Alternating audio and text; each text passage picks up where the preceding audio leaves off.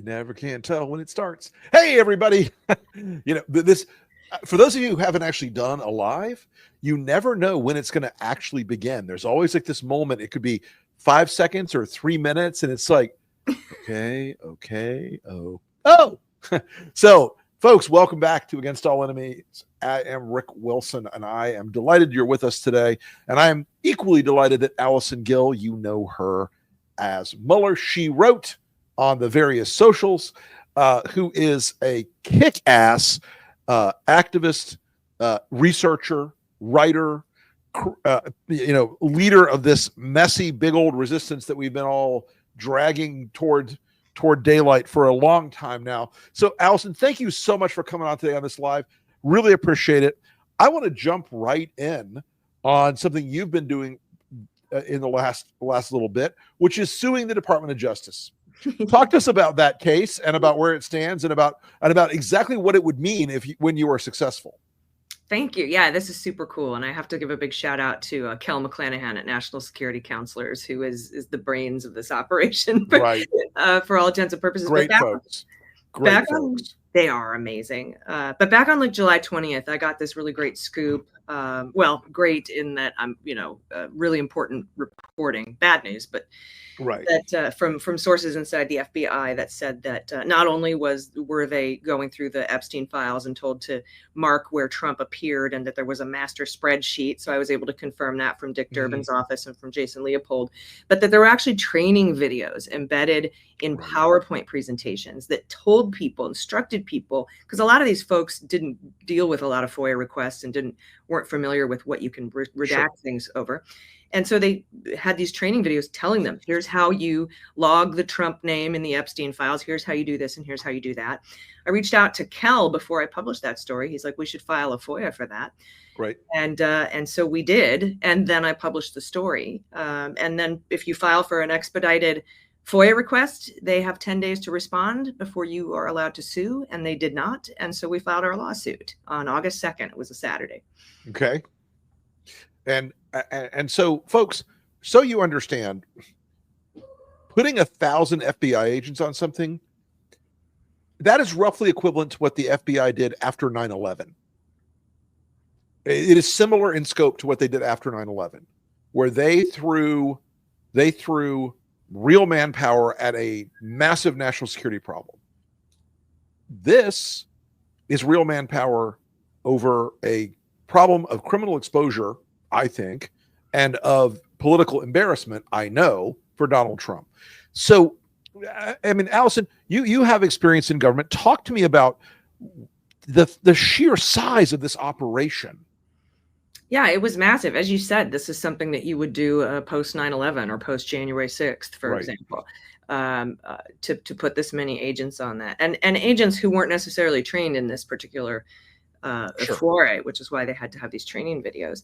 But it was, according to my source, it was more than 1,000 people across 2 agencies at multiple locations, covering at least 4 units of people on this. They had about 300,000 pages of stuff, 100,000 documents to go through.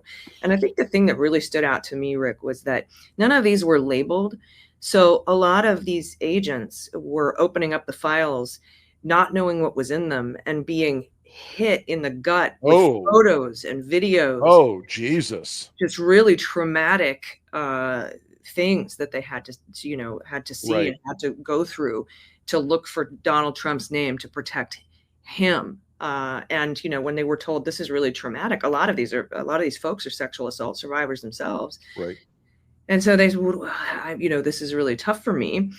They were like, just go to the EAP. If you're familiar with what the EAP is, it's like a service where you can go and talk to somebody at work about things that are, emotionally traumatic for you. So not only were they taking a bunch of really important resources from the FBI to do this task, putting other, investigations and other crimes to letting them go while we find Trump in these pages. But aside from that, you're traumatizing these folks, and that's why these FBI agents they objected to what they were told they had to do, but they did it because they didn't want to put it on the shoulders of any of their colleagues to have to go through this and look at the right. I mean, and folks, there was one thing that Pam Bondi has said that I think is the truth, that she said that a lot of this material is CSAM, child sexual assault material, and nobody never needs to see that shit. Nobody. No. I mean, the redactions of it for any public release should be mandatory, obviously, but the exposure of all these folks that did this to this material in this thing, I mean, from what you're hearing from folks, I mean, these FBI agents had to understand this was a political defense move by Trump, not a legitimate legal pursuit. Right. And many of them objected, which is why the instructions changed once, sometimes twice a day for the first week. At first, it was, just go through these, don't really redact anything. And then they objected and said, no, we aren't comfortable giving the victims' survivors' names and personally identifiable information to Akash Patel and Pam Bondi. And so they said, all right, go ahead and, redact the survivors' names. And then it came to redacting the high profile names who could be embarrassed if the information got out. And then it was specifically Trump. Get yourself a spreadsheet. Here's a training video on how to do it. Log every time you see Trump's name, the page and the document number. And all of this was kept on the SharePoint site. Right. So everybody so they all had access. They all had access to it in the IMD and whoever did, because normally in the government, if you're looking and reviewing some sensitive files, they opt you in and give you a permission. Right. But because they had they wanted to put a million people on it, or 1,000+ people on it, they forewent that process of giving people specific permission to view these files and just said, go sit down and go. And that just blew my mind. And this order for these agents to do this, I don't think I've read this directly, so maybe you can answer this for me. Was it directly from Patel, or did it come down from Bondi personally? For the personnel at the Information Management Division in the FBI, it came down from their DAD, something called a DAD. So, and then when they had to turn in their spreadsheet with the Trump mentions, it went back to the same person. And none of the people I spoke to had kind of any indication about who up at the top was ordering this. But then later I did speak to some sources at a different agency who confirmed that it was coming from higher ups at the Department of Justice. When was the date that this process started? I believe it's March 14th. Okay. That is in line with something I was told, which was that at some point in early March, Susie Wiles called Pam Bondi and said the following words: clean this shit up. That's interesting. I hadn't heard that.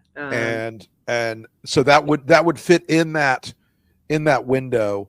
Well, she was very busy that weekend making sure the planes didn't turn around that were on their way to El Salvador. Right. With Emil Bovey telling the court to fuck off. Yeah, can I say that on your show? Yeah. Oh yeah. The more the merrier. Okay. But that idea that these people had been thrown into this, it strikes me as remarkable that you've got an FBI right now where there is a very deep resentment of Patel. An even deeper resentment, I am told, of Bongino, who they look at as a complete faker and a fraud. And I can't believe that at no point did Todd Blanche or Pam Bondi or Kash Patel take Bongino out of it. He's an idiot. I can't believe that at no point did they say to themselves, if we put 1,000 people on this, that's 1,000 new witnesses. That's 1,000 new people who could be subpoenaed. That's 1,000 new people who could leak. That's 1,000 new people who are going to lay awake in bed at night and go, oh shit. That's why when I saw the letter from Durban saying somebody contacted my office and said they put 1,000 people on this. Right. I put a post out on social media saying, if you're one of the 1,000+, contact me. I'll keep you anonymous. And that's how I got all of those sources to speak to me about what they were looking for and what led to our FOIA lawsuit. And a lot of folks have been asking why we didn't seek the spreadsheet or the actual files. Right. And that would, according to my wonderful, amazing lawyer, Kel McClanahan, be more difficult because a lot of those things are subject to FOIA redactions, right? Sure. But the training videos is kind of a different story. And we already knew that the amazing people, Skye Perryman and Norm Eisen over at Democracy Forward, were going to put together a FOIA request for all the other stuff, right? And so together now, between me wanting these Epstein videos, and again, Rick, the point isn't really to get the actual videos, it's to get them to admit that they have them and to object to releasing them, because that opens the door for stuff like what Democracy Forward is doing, to admit that these things exist and to ask for more or surrounding it. But between them and me, I mean, I think this is a pretty good flank. And both of these cases are going to expose the terrain and the scope of these documents, these videos, these photographs, these recordings, all this evidence, because we'd already seen some of that in the prior Epstein filings and the Maxwell filings, but we never had the understanding that the take from when they went to the island and then when they went to Arizona, they went to the townhouse, was as broad as it is. I don't think anybody. Do we still know the total scope of all the paperwork, all the videos that they have taken? Do we know that information? I don't think we do. I don't think we do either, because of that weird Pam Bondi memo that we saw at the end of February, where she said, "You only gave me this. I know there's 30 terabytes," and then suddenly she had another 300,000 pages to go through, which is what I think prompted the tasking of the 1,000+ people to go through it. So I really don't think we have the totality of it. Much like when we got the 500-page Mueller report, that's a tiny bite of a tiny slice of 800 pizzas that we'll never fully be aware of. Because we're never going to get the whole throw on that. So as we look at this case right now, where we've had Ghislaine Maxwell, a sexual predator, convicted sexual predator, convicted trafficker, moved to the lowest conceivable security prison facility for women in the federal system. And folks, this facility does not have walls or fences. She can leave the facility during the day and go into town. This is, to my mind, utterly remarkable. My question for you is, where do you think, as this narrative goes forward, when do you think this deal is going to come to a close? Because it's obviously a deal. They've obviously made a tacit or explicit offer to her, and this is the first slice of candy or first slice of cake she's going to get as she leaves this whole thing. And how do you think this plays out as with the victims and their families going forward? Well, that's the biggest focus. Where I think the biggest focus should be is on the victims, the survivors, and their families. I mean, they've been left behind at every step of this process, including back in 2006 with the sweetheart deal that didn't inform them that Epstein was going to stay in a minimum security facility where he could go home 6 hours a day and continue to rape girls. It just blows my mind how they've been left out of this process. And I don't think that anybody in this administration or the MAGA frauders who have been trying to unearth these videos give a damn about these. No, please. They want to show that Bill Clinton was in them because they think we still care about Bill Clinton, not right. But I think that this deal is imminent. I think that they're discussing pardons as we speak. I with this, because I was the first to report that her sex offender status was waived. Right. And I saw the waiver. Right. And everybody at the Bureau is really pissed off about this, because never has anyone seen anything like this. You do not send a convicted sex trafficker, sex offender to a minimum security facility. And so I think a deal is imminent. I think you'll see a pardon fairly soon. And I think the deal is obvious to what everybody else assumes the deal is that she'll do and say whatever Trump wants as long as she gets her pardon. Yep. So let's go back on for 1 second on that. I was told the other day that the Bureau of Prisons does not take orders from anybody on how to assign people to facilities except the White House. have you heard anything, or do you have any other information about who in the White House would have made that call, or if they, or who made that call, or was it, or did Bove just call the head of the BOP and say, assume this comes from the president, put her in a cushy new facility? I have no knowledge, or neither do my sources, about where it came from, but I do know the only person who could have approved the waiver, and that's a guy named Rick Stover at the Bureau of Prisons. And he does speak frequently, according to my sources, with people at the White House. So I imagine, based on that, I'm just connecting the dots, that somebody at the White House called Rick Stover and said, do this, and he made it happen. I'm curious. I mean, that seems like another fairly rich vein for some FOIA work from somebody here in the immediate future. Right. And I think that I think that Democracy Forwards covers that. They want all the information about that, about the communications, about how that went down. I think that's in there. I'm not quite sure, but I know that their FOIA is pretty broad. So I'm curious. I mean, we live in an era where these people are utterly contemptuous of the law. And I'm curious if they're going to even cooperate when they're ordered by the courts to release this information. I don't have a lot of faith that we're in a phase right now where we can be confident that when they say, yes, there are 1,000 documents in this request and we've released all of them, that it's not 5,000 documents. Right. Or, my expectation is they'll say, these documents don't exist. You're crazy. Right. And then you're just kind of stuck. I mean, we see what the courts say, after you get maybe signed affidavits or declarations under penalty of perjury. But the Department of Justice is already known to lie to the court. Right. Blatantly. Yep. And in the course of all these INS cases, they've started to build up a sort of head of steam of resentment from the courts, and they're starting to be less tolerant of it. But again, I just don't think, if the White House says don't release X, they're not going to release it. Well, that's the tipping point, right? When we get to a point where the court knows they have something and they demand it and they don't hand it over, we're still kind of in that process of determining whether things exist, especially in the INS cases.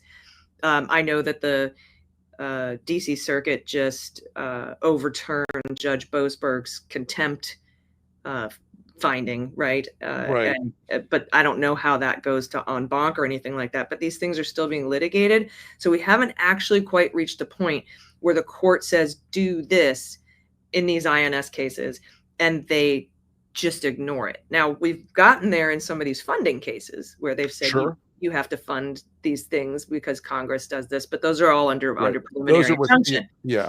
That's some pretty crisp Article 1, Article 2 stuff. Yeah, and that's lower courts rulings. It still hasn't reached the Supreme Court yet. So that, I think, is what everybody's waiting to see, is once the Supreme Court says, do something, and the court says, we know you have it, hand it over, and then they don't.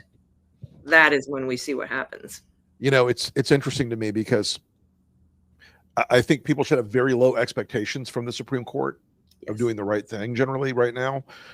But I also sense there is a growing sort of positional wing, and it's largely Roberts and Barrett right now, who are starting to, like, just around the edges of some of this stuff, like reasserting the judiciary's power in little tiny ways. I'm curious if you think they're gonna pick up one of these cases and say, all right, guys, this is black letter law.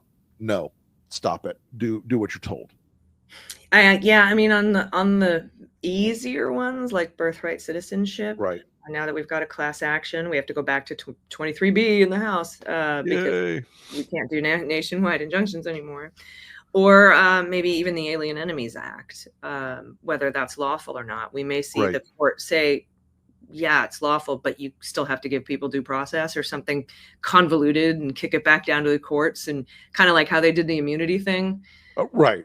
Like, we declare this, now you figure it out and bring it back to us and we'll tell you whether or not we agree, which we never got to because the election happened. But I think it'll be some sort of convoluted BS based in contextualism that makes no sense.